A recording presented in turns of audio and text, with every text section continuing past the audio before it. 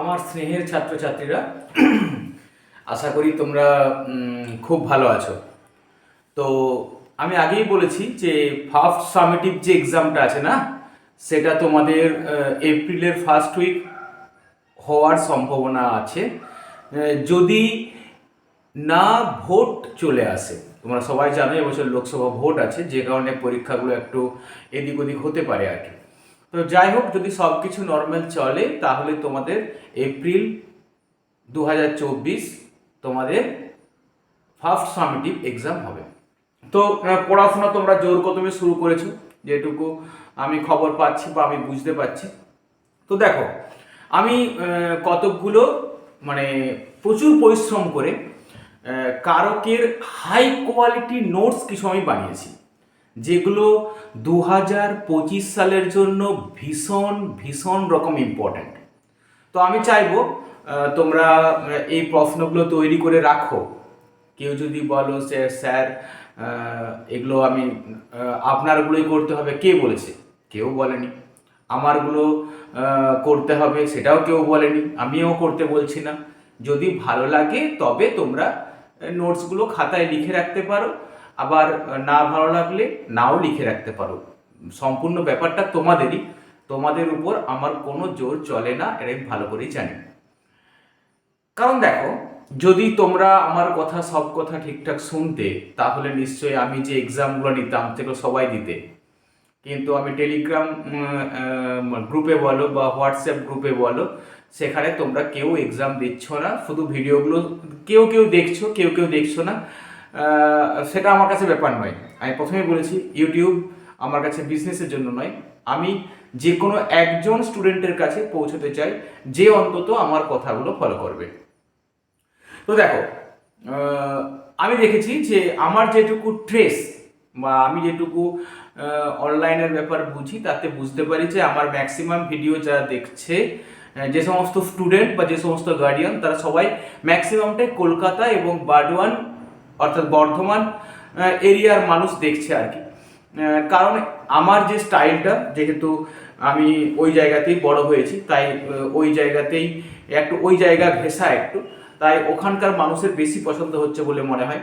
কিন্তু আমার কাছে দুর্ভাগ্যের বিষয় এটাই যে আমার যে সমস্ত ছেলে মেয়ে আছে, তারা এতটা গ্রাহ্য করেনি আমার নোটসগুলোকে।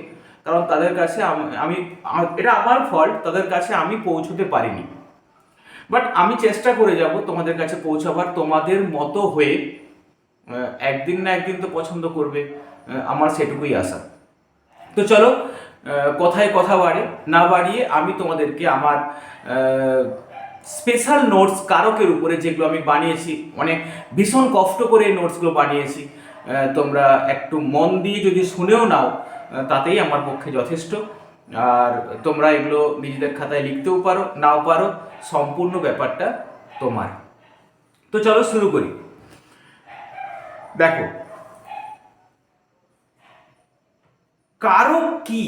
যদি ধরো একটা প্রশ্ন করলো, এর উত্তরে যদি কোনো অপশন পাও অভিব্যক্তি, যে কারক কার অভিব্যক্তি? কারক হচ্ছে ক্রিয়ার অভিব্যক্তি। স্যার এত কঠিন কঠিন কেন লেখাচ্ছেন? এই বছরের বাংলা কোশ্চেন দেখেছো? এই বছরের বাংলা কোশ্চেনে 60 তুলতে পারা মানে বিরাট ব্যাপার, বিরাট ব্যাপার। তো কারক কি যদি এক কথায় প্রশ্ন পড়ে এবং সেখানে তোমার দেওয়া অপশনগুলো না থাকে, তখন তোমরা বলবে কারক হলো অভিব্যক্তি, দিয়ে কারকের সংজ্ঞাটা। অর্থাৎ বাক্যের অন্তর্গত সমাপিকা ক্রিয়ার সাথে নামপদ বা বিশেষ্য পদের যে সম্বন্ধ বা সম্পর্ক, তাকে বলে কারক। তাহলে আমি কি বানিয়েছি?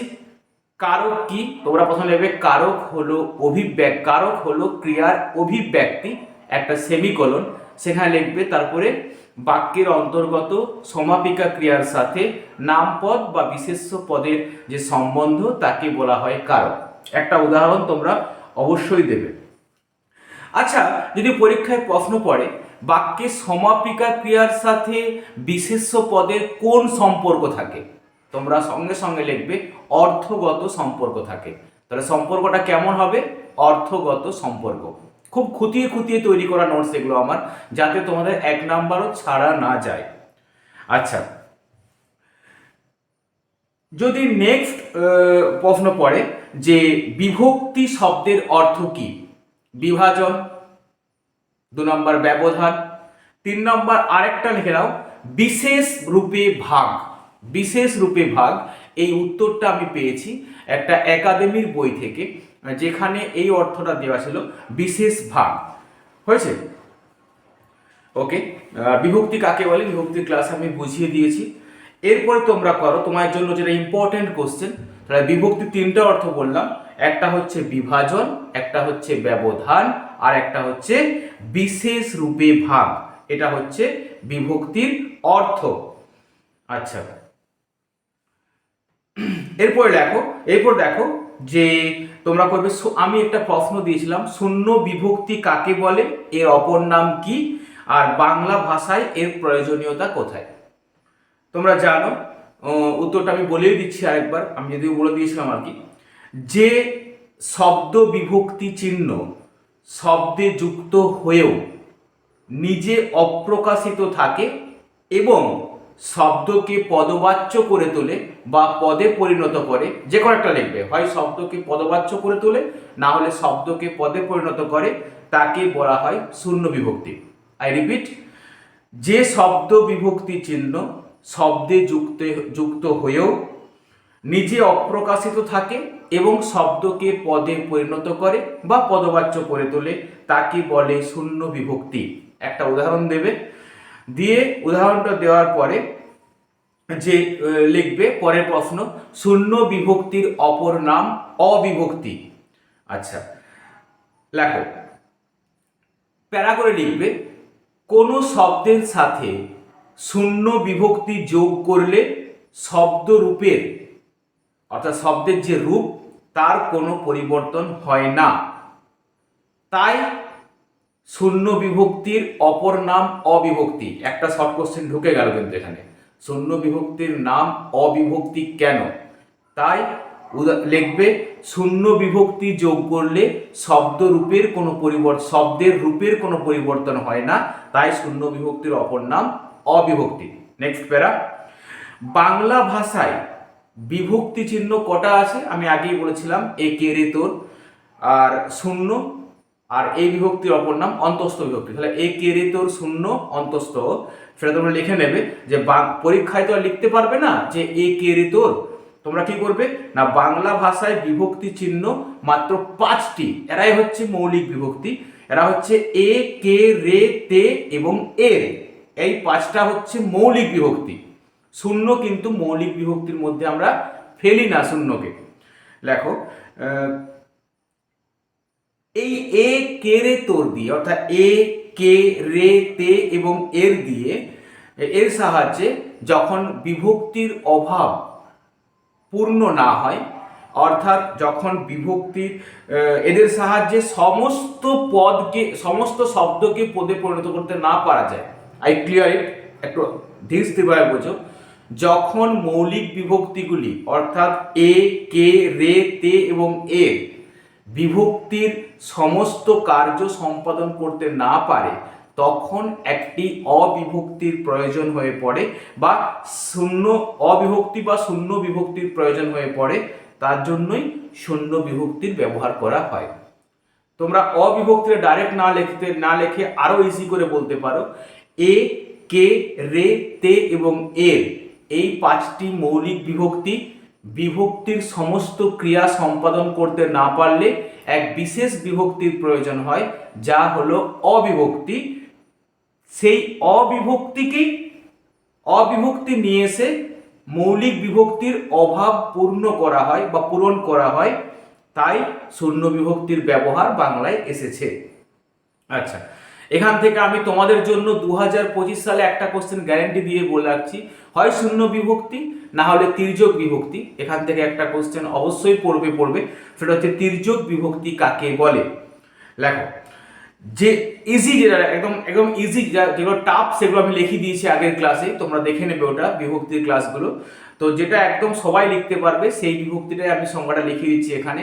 এটাও অ্যান্সার কোয়ালিটি কিন্তু মনে রাখবে। তো তো যেসব বিভক্তি সব কারকেই ব্যবহৃত হয় তাদের তির্যক বিভক্তি বলে। যেমন এ, এ হচ্ছে একমাত্র মৌলিক তির্যক বিভক্তি, এছাড়াও আছে তে প্রভৃতি।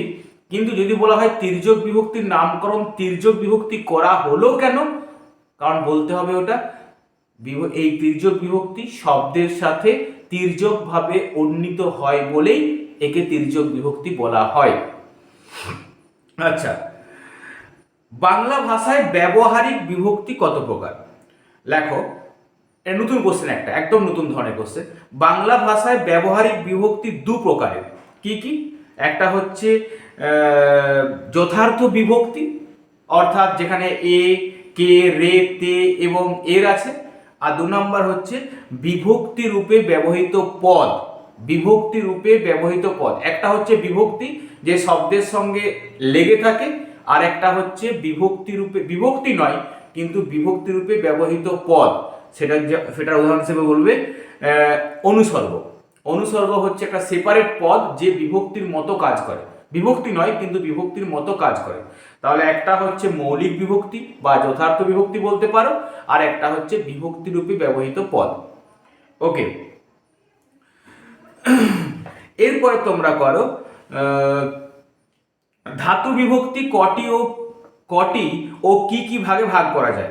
লেখো, ধাতু বিভক্তিকে 4 ভাগে ভাগ করা যায়: পুরুষ বিভক্তি, প্রকার বিভক্তি, কাল বিভক্তি ও ভাব বিভক্তি। এটা এবছরের জন্য এতটা ইম্পর্টেন্ট নয়। আচ্ছা, নেক্সট কোশ্চেন, এটা লিখে রাখো, তারপর আমি নির্দেশকের ক্লাস দেবো।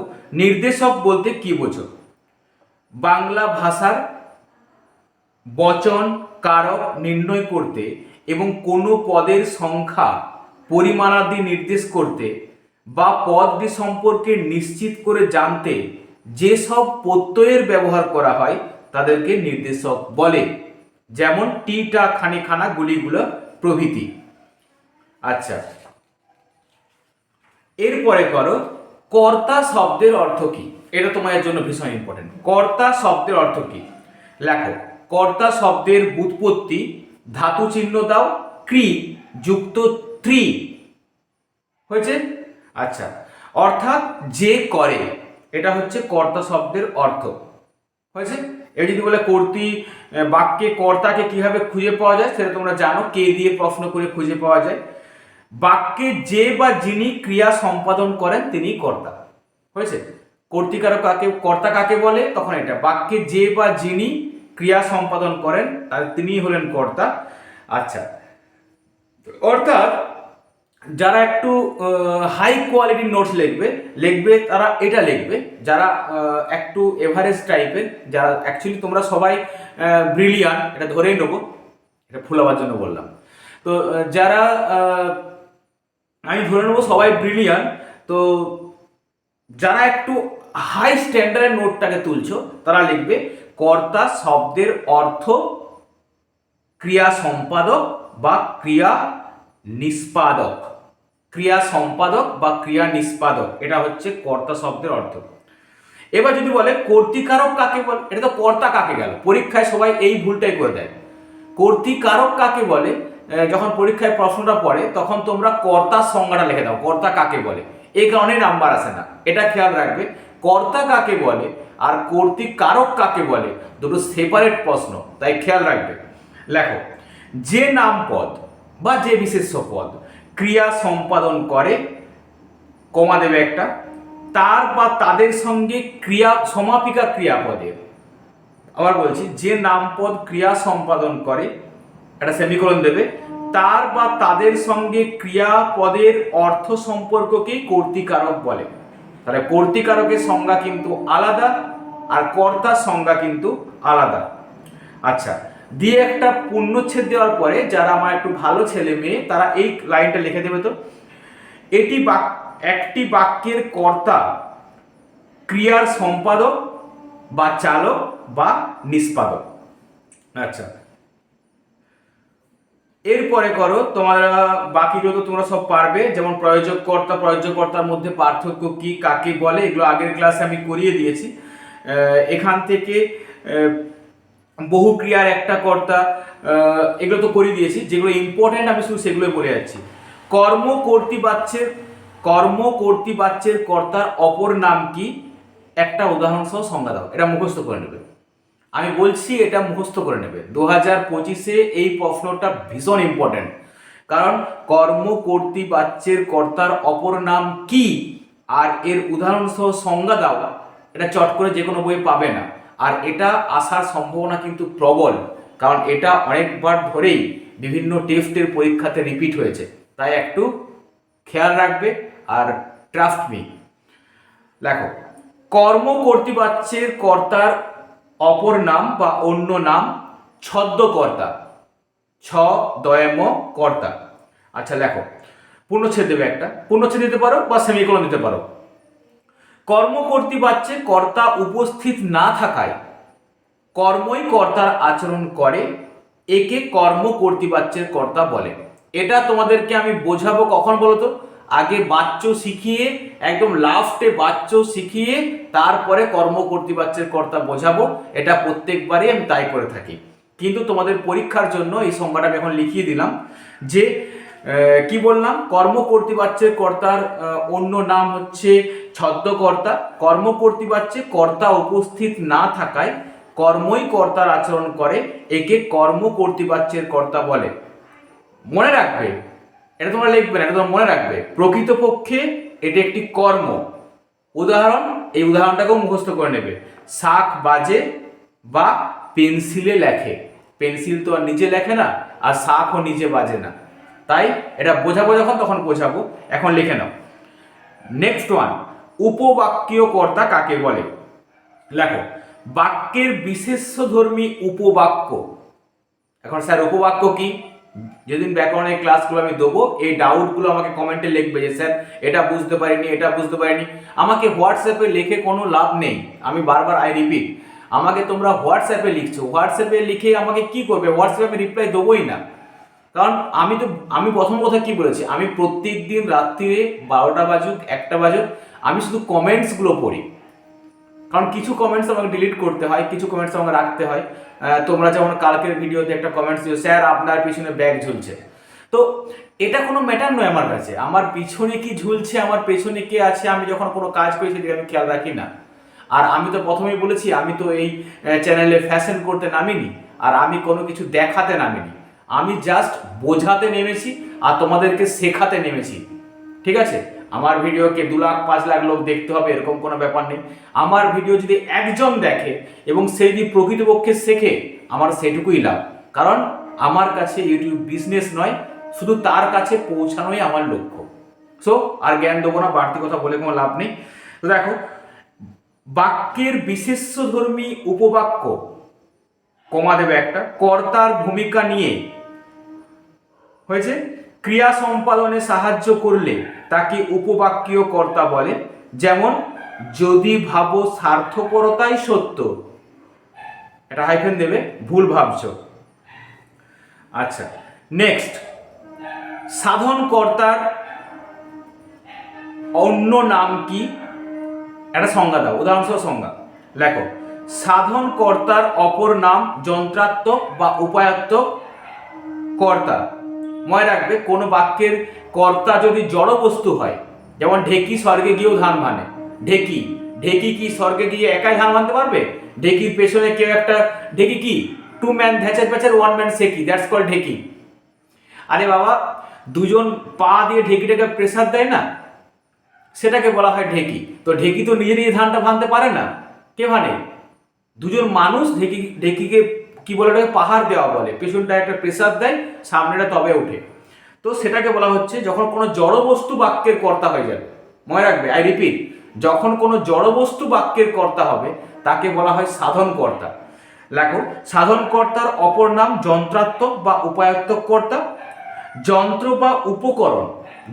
বা উপকরণ কর্তা হিসাবে ব্যবহৃত হলে তাকে বলা হয় সাধন কর্তা। এই সংজ্ঞাটা আমি নিয়েছি বামনদেব থেকে। তো যেমন, করাতে কাঠ চেরে কলমে লেখে, ঢেকি স্বর্গে গিয়ে ধান ভানে, এটা। নেক্সট, অনুক্ত কর্তার সংজ্ঞা দাও। লেখো, কর্মবাচ্যের বা ভাববাচ্যের বা অনুসর্গযুক্ত কর্তা আবার বলছি, কর্মবাচ্যের বা ভাববাচ্যের বা অনুসর্গযুক্ত কর্তা পদকে অনুক্ত কর্তা বলে। আচ্ছা, এই কর্তা পদটাকে একসঙ্গে লিখে রাখবে তো, কর্তা পদটাকে একসঙ্গে লিখে রাখবে।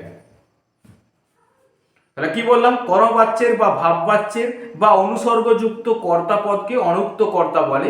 উদাহরণটাও করে নেবে এটা, যেমন বাল্মীকি কর্তৃক রামায়ণ রচিত হয়, সুচেতনার কোথায় থাকা হয়। এই দুটো উদাহরণ আমি রেডি করেছি।